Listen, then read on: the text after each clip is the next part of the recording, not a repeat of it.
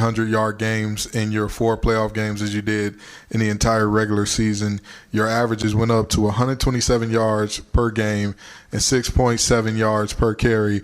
What was it during that playoff run that allowed you to elevate your play to a level that, I mean, with all due respect, it just was a whole nother level than what had happened earlier in the season? Well, of course, the hard work, but I guess I just tapped back into just having fun. Like, football is supposed to be a fun game, and for a long time, I guess, like, with a lot of adversity I faced, it was kind of hard to just find that, that happy medium of having fun, but I got to be locked in as well. So when I just truly just tapped into how I used to play the game and have fun, man, I just reaped the benefits of that. Mark, we're going to get a microphone, second row, still on the right side. Hey, Mark, Michael with Plant the Spear. 2 questions. One, who's on your pennant? That looks really awesome. Yeah, this is my dad. Long live Bill Mark, baby. That's awesome. And then following up with that playoff run, what are some of the lessons you learned from that loss to Indiana that you want to bring into this season? Definitely that, all the little things matter, and it takes, an entire team to, reach that end goal, and it can't be just one-sided. It's got to be with everybody. Everybody has a role, and everybody has to do 110%. They have to give 110% effort at their role, and, man, all the little things matter. Special teams matter. Like, you just got to be locked in on things like that. So me and the leaders, we're just going to continue to emphasize that message going into having a great, summer and finish it off in the fall camp going into the season. Mark, let's stay on the right-hand side, all the way against the wall, second row, gentleman with the hat. Hey, Mark. Alex Dono, Locked On Podcast Network. Some changes around you on Miami's offense this year. Talk about what Darian Mensah, who's sitting over there, brings to this O, and some new offensive linemen are going to get opportunities this season as well. Yes, sir. Cristobal and Big Boss Man D-Train, they did a great job getting him. Darian, he's extremely intelligent, great work ethic, and, man, he's just a winner. He's a winner competitor, and that's my dog. Now, just appreciate him. I'm going to block my behind out for him. And as far as the O-line, man, they seen what it's supposed to look like. Those guys are still the hardest working in the building, and I have extreme confidence running behind them. Mark, left side is going to be about the 6th or 7th row, right in the middle. Young lady who's raising her hand right now. Good morning, Tiffany from Set Magazine. Mark, what part of your offense were you focused on this offseason? What part of the offense was I focused on this season? The entire offense. Improving, I'm sorry. Oh, improving, yes. Just staying consistent. Stay consistent. We want to run the ball. We want to pass, and we know what it takes to do that, and we have great players to handle that as well. So, like what Cristobal said, just staying consistent. That's the biggest thing right now. Hey, Mark, from the podium, how's your mom doing? And has she already planned out those 12,000 miles she's going to travel this year? Yeah, she's definitely excited. She's ready. I'm surprised she ain't leave yet. Thank you. We're going to go right side, third row, be sort of in the center part of the aisle there.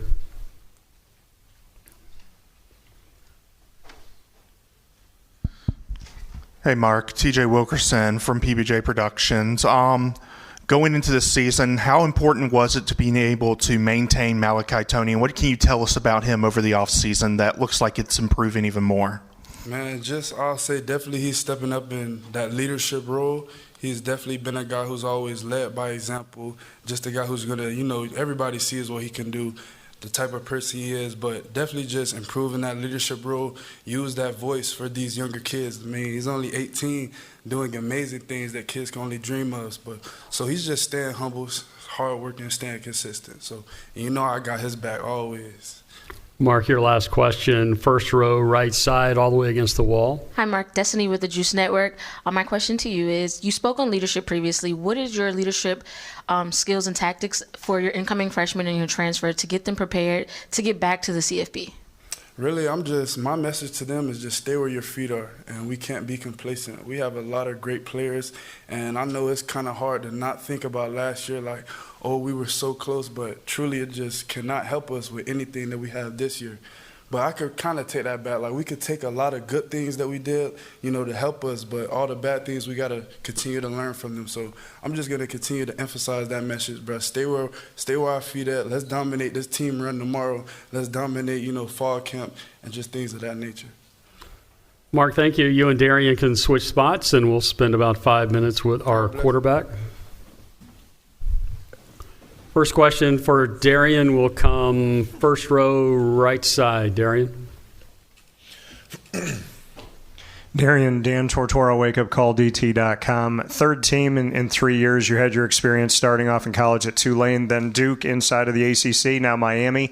What has that experience been like for you within the transfer portal and essentially being re-recruited multiple times, just what this journey's been like for you? Yeah, it's been a special journey, to say the least. Being at multiple stops, I think it's helped me within my own game. I've gone through 3 different OCs now, all different types of offenses. So I think it only makes me a better player going through, the transfer portal multiple times. Darian, left side, about the fourth row, gentleman with the glasses. Josh Graham, Westwood One Sports. We see Carson Beck.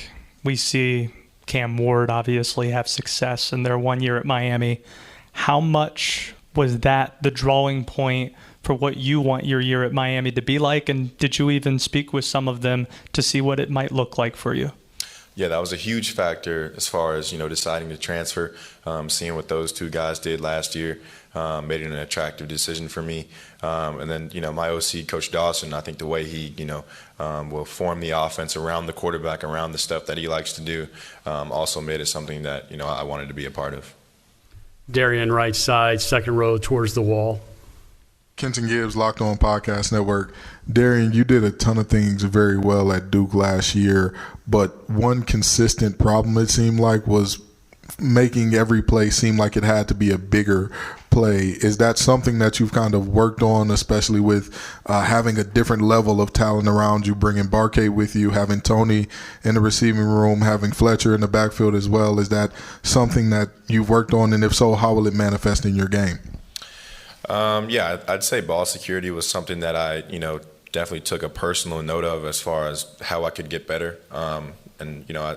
Going through the process of should I go to the NFL or come back, I think that was something in my game that stuck out as far as how could I get better. So, but within this offense, I don't have to do much. I've got, great running backs, great receivers, great tight ends. Everyone on the field are all exceptional players. So I think this year, just going to let the game come to me and take it as it goes.